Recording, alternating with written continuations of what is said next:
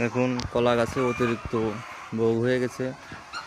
আমি প্রতি সপ্তাহে বগগুলো কেটে দিই। বগগুলো কেটে দেওয়ার কারণে দেখুন আমার এখানে অনেকগুলো বগ। এখানে প্রত্যেকটা গোড়ায় এখানে কয়েক কাটা, কতবার কাটা, একটা মানে 7বার কাটা, তারপরে ওই এতটুকু হয়ে গেছে। বগগুলো রেগুলার কেটে দেওয়ার কারণে দেখুন আমার এখানে একটা কাঁদি ধরেছে, অনেক বড় সাইজের কাঁদি। দেখুন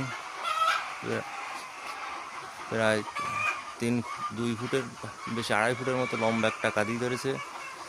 যদি আমি বগগুলো না কাটতাম তাহলে আপনার কলা গাছের যে শক্তি, সেই শক্তিগুলো সব এই বগগুলোই চুষে নিত, যার কারণে কলার কাঁদি আপনার ছোট বড় হবে না।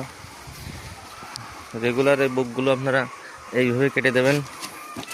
ওইভাবে বগগুলো কেটে দেওয়ার কারণে কলার কাঁদিও বড় হবে, গাছটাও শক্তি পাবে।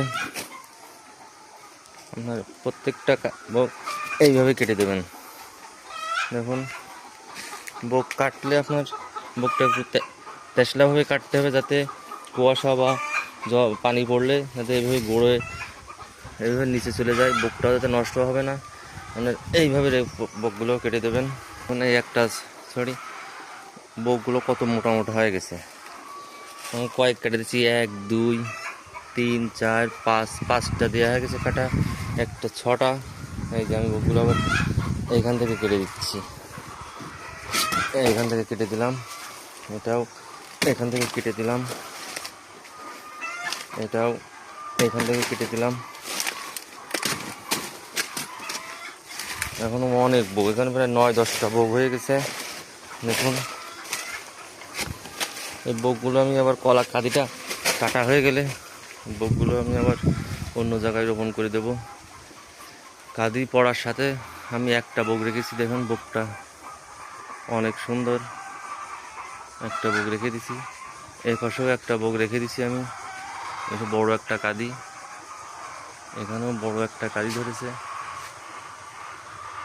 যদি বগগুলো আমি টাইম মতো না কাটি তাহলে গাছের যে শক্তি, সব শক্তি এই বগে নিয়ে যাবে, আর কাঁদিটা বড় হবে না, পুষ্টি হবে না, কলা মোটা হবে না।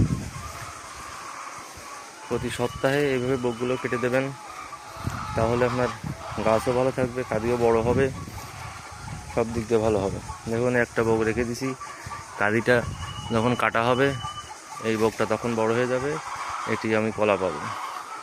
কারণ এই বগটা অনেক বড় হয়ে গেছে, এই কাঁদিটা কাটার সাথে সাথে সম্পূর্ণ শক্তি এই বগে যাবে, এই বগটাও কিছুদিন পরে বড় হয়ে কলা ধরবে।